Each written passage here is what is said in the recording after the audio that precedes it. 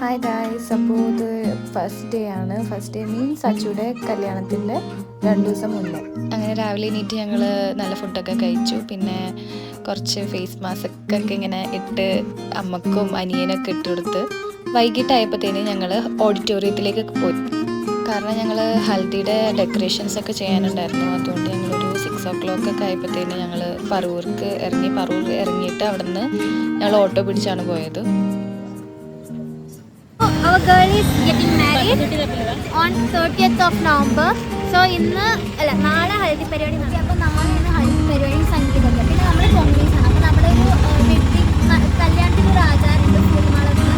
അതിൻ്റെ കഴിഞ്ഞ പ്രൊസീജിയേഴ്സ് എനിക്ക് പൂർണ്ണമായിട്ട് അറിയില്ല. പക്ഷേ അതും നാളെ. അപ്പോൾ 3 നാളെ പരിപാടി ഉണ്ടാകും. ഇന്ന് നമ്മൾ നൈറ്റ് പോയിട്ട് ഡാൻസ് പ്രാക്ടീസ് ചെയ്യണം.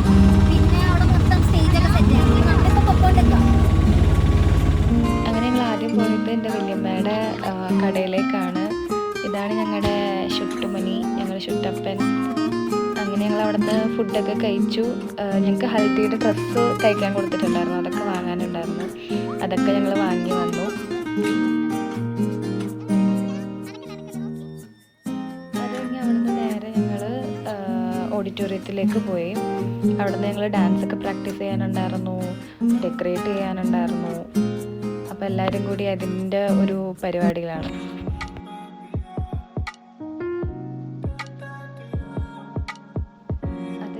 ഡാൻസൊക്കെ പ്രാക്ടീസ് ചെയ്ത് കഴിഞ്ഞിട്ട് ഞങ്ങൾക്ക് എല്ലാവർക്കും വിശക്കാൻ തുടങ്ങി. പിന്നെ ഞങ്ങൾ അവിടെ ഉണ്ടാക്കിയ ഫുഡൊക്കെ കഴിച്ചു. നല്ല ടേസ്റ്റ് ഉണ്ടായിരുന്നു ഫുഡൊക്കെ.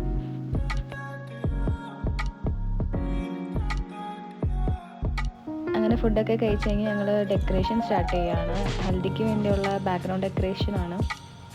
കുറച്ച് സാരികളും പിന്നെ അച്ചു മുംബൈയിൽ നിന്ന് കൊണ്ടുവന്ന കുറച്ച് ഡെക്കറേഷൻ്റെ ഐറ്റംസൊക്കെ കൂടി ഞങ്ങൾ തട്ടിക്കൂട്ടി ഒരു അത്യാവശ്യം നല്ല രീതിയിലുള്ള ഒരു ബാക്ക്ഗ്രൗണ്ട് ഞങ്ങൾ സെറ്റാക്കിയിരുന്നു.